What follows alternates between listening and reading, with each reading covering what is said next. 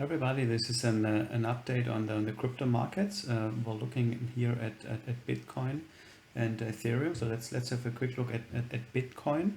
Well, as you might remember, we were here at this critical level, right, at the weekly chart. We can actually see it better on the monthly chart.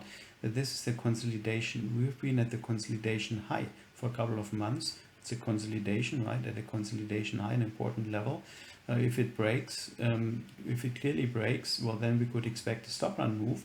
And this is what we were discussing. Either we get a stop run move going right through the 100K and then going, well, 150, 170K. This is the first leg, and we would get a second leg of similar size. Or if it cannot go through, right, well, then we could see a pullback. Like a pullback, it could go to the 45,000, could even go down to the base 30,000. And still being in an exponential up leg that started down here with the triggering of this S1 pattern, which was actually a weekly pattern. Now, this was basically, well, this was an S1 here on the daily chart that has triggered right here, and it could not break the consolidation high. So that's a sign of weakness. Prices came back, well, tested the line, and then it's breaking lower, and it's basically taking out the breakout failure low, right? So technically, this was the start of a second leg higher. Or which second leg? Well, this one here, right, on a monthly chart, second leg higher.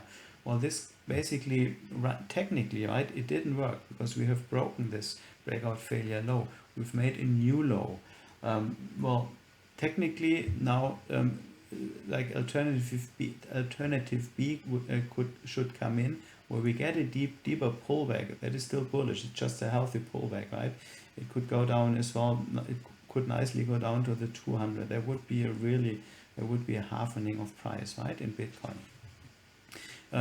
So the likelihood of this to happen is becoming bigger now, and technically this is the game plan, right? However, I'm a bit torn apart, right, for two reasons. First, we just had the halving, right, the Bitcoin halving, and I know from past halving events that happen every 4 years that after the event, I don't remember where it was somewhere here, that after the event you get a sell-off. But it's overall it's very bullish, right? We had a halving event here 4 years ago, and then before, I don't remember where it was, maybe down here. So getting a sell-off right after the halving event and then a huge price increase, that's not uncommon. And the 4-year halving event is very, very bullish. If you go back the last 4 or 5 halvings, it was always very bullish, right? 6 months to 12 months after that. So I don't, from that, right? From that perspective, I don't believe, and let's believe space, right? I don't believe that we're going to see a very deep pullback, because sell-offs after a halving event are opportunities, right? To buy, to get in. It's basically the weak bulls are shaken off for the next move higher. So fundamentally, halving event is a fundamental event.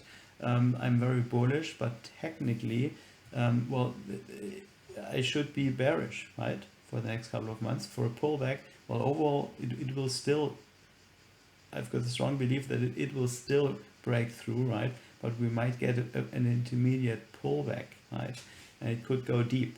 Now, the second thing is why I'm a little bit cautious with believing in a deep pullback is that the crypto markets, they tend to fake levels, right? So this could be a fake. Technically, it has broken, but in hindsight, we could actually go back and see, this is a fake, right? That was a fake break of the level. It's just retesting, and it could have become a second leg, right, in hindsight. This is one thing. The other thing is, this pattern here, it might not have been complete, right? Because it made another touch here. It actually made another touch here. We could see that as well, this daily pattern, as being a daily pattern that is much longer, right, than originally thought. It's basically twice as long. And that now this is a test bar, or even this is, so we've got 2 test bars, basically, right? And the rebreak of the line, if it rebreaks the base, well, that would be a bullish signal, right? So we nicely, it's actually a better this is a better pattern. Not so much if we look here, because there's a lot of white space, but if we look here at the weekly chart, the 21 moving average is nicely tested. Back here, it only touched it, right? A test is always better. And we even have a stacked up test bar, which is like, this is a test bar plus we've got a stacked up test bar in the mid frame. So I'm a bit torn apart, right? I mean, you have to decide for yourself. I'm not selling my long-term positions. I'm even thinking about buying more of it when it rebreaks the base, or even before that. I'm basically looking now what patterns are forming. Not sure why. What patterns are forming in the lower time frames, 5, 15, 60 to 40 minute charts, right? If I see bullish patterns coming, this for example is an S1 pattern, right? That I quite like. Well, I'm not adding up here. I just want to see, okay, how are the bulls reacting to the 200? So they might break through, they might do another pattern, that's bullish strength, another pattern. Then I might decide, okay, I might get in. If it fails, well then I don't touch that anymore. So if bullish strength comes in on the lower time frames patterns, right, I'm happy to scale up my long-term position, or if it rebreaks the base, I'm happy to scale up, and then that will be the new level for the second leg, right? And we'll have to see, right? So it's interesting right now. For Ethereum, it looks actually a bit different. Ethereum has not yet technically broken to a new low. So here we are still in the second leg higher, right? This is just testing the level, so this would not justify the case that we get a deeper pullback. That's just on Bitcoin, right? So that's another reason why I might think, oh, that this might be a fake, right? That has actually not made this second leg higher obsolete. Interesting to see what's coming up next. Just wanted to give you this this update. So it's unclear what's going to happen, because something important happened, right? This level broke, something important. Well, now we have to see bullish strength coming in or bearish strength. Bearish strength would be when we get bearish patterns, right? On this time frame, on the lower time frames, and that bearish patterns show follow through. There would be bearish strength. So the patterns tell us again what the market is doing, right, and where the strength lies with the bulls or the bears. And this is what I'm looking for. We've seen the altcoins sell off heavily, right?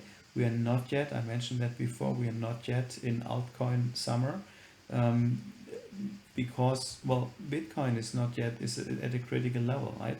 The alts do really well when we're in a full-blown trend. And in a full-blown trend with Bitcoin, well, when we break to a new high, and we actually gain momentum, right? And that basically happens when we get a move like that, the second leg. When the second leg is well on its way, well, then the altcoins should outperform Bitcoin and Ethereum. Not yet, right? We are at a critical level. I hope that helps. Thank you.